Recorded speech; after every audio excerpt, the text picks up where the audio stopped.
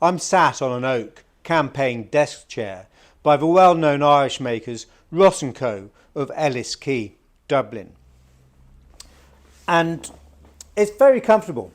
You've got a sprung leather seat here and a padded back which cushions the small of your back. And to look at it, first of all, you wouldn't think that it was made to dismantle.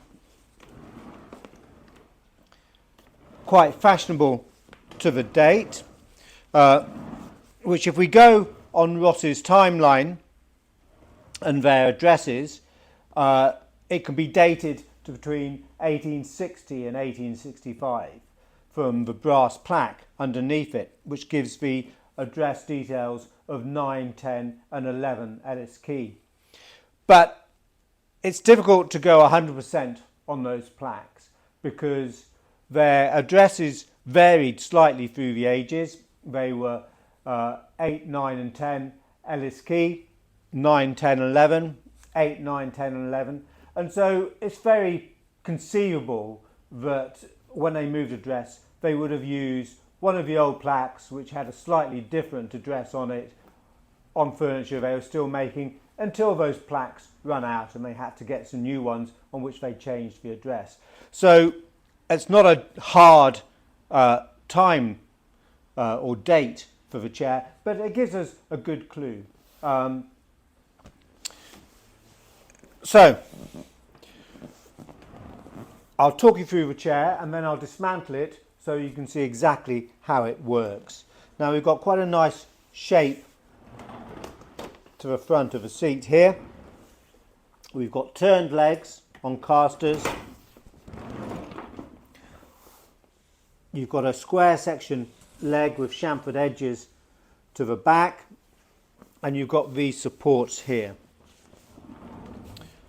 So let's get on and dismantle it for you.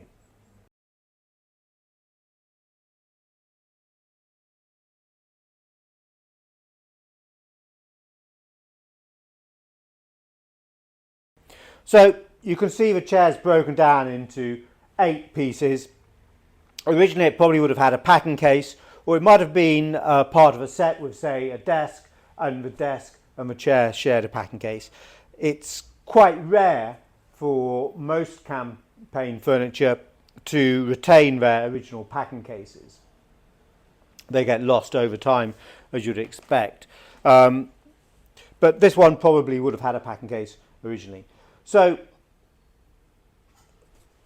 let's have a look at the numbering while we've got it here.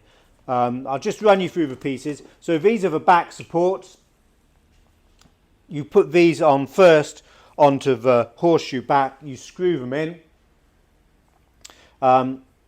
You've got 2 dowels just to locate them to the seat when you put the seat on, but these are also numbered, and Ross's numbering system was to the outsider not logical. You'd expect it to be on the legs 1 to 4, but Ross quite often used seemingly random numbers, but I guess their thought process was that they were making an awful lot at the same time, so they couldn't just use 1 to 4, they had to distinguish them further. And also, if fellow officers were both using Ross campaign furniture, it would help prevent them from getting parts of legs mixed up. So if we come in a little bit closer, then I can show you. So we've only got numbers to the square sections. The round legs to the front are universal.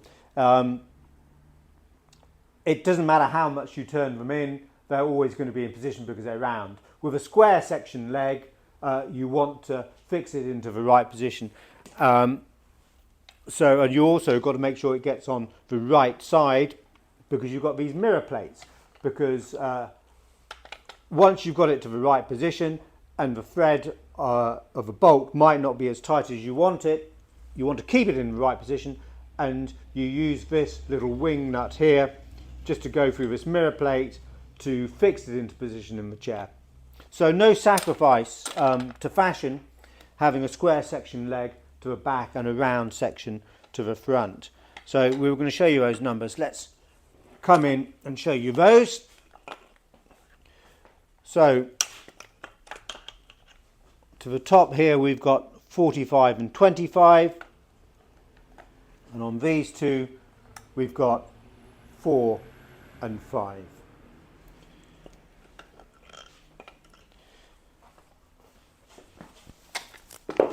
Now the address plaque, and that's underneath the front of the seat. So hopefully you can see that it says 9, 10 and 11 Ellis Key, and also the name on it is Ross and Co. Well, we know that they changed name from E. Ross to Ross and Co in 1860, so that gives us a start point. Chair can't be before then. And we also know that from 1865 they used the address numbers of 8, 9 and 10 Ellis Key. 11 is actually listed as vacant at that point. 3 years later, in 1868, George Butler, a musical instrument maker, is known to have occupied 11 Ellis Key until 1882. But of course, we can't use that as a hard timeline to date this chair, because Ross's addresses of 8, 9, 10 and 11 Ellis Key, of course, are all right next to each other. So if you had a pile full of brass plaques, you were going to use them until you ran out. You weren't going to discard them and get new ones. Anyone looking for you is going to find you, because the address is not that dissimilar. But it does give us a rough point of 1860 to 1865.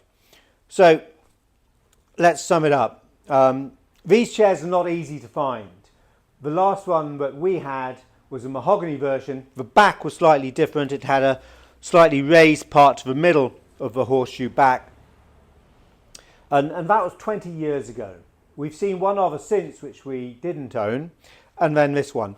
So we're always, as you might expect, looking for campaign furniture. So for us to only see 3 in 20 years gives you an idea of how hard they are to find. And in fact, desk chairs in general that are made to dismantle are not easy to get hold of. So it's an oak campaign desk chair by Ross & Co of Ellis Key, Dublin, and let's use the dates from the plaque, which put it to between 1860 and 1865. Bearing in mind though, it might be a bit later than that in date.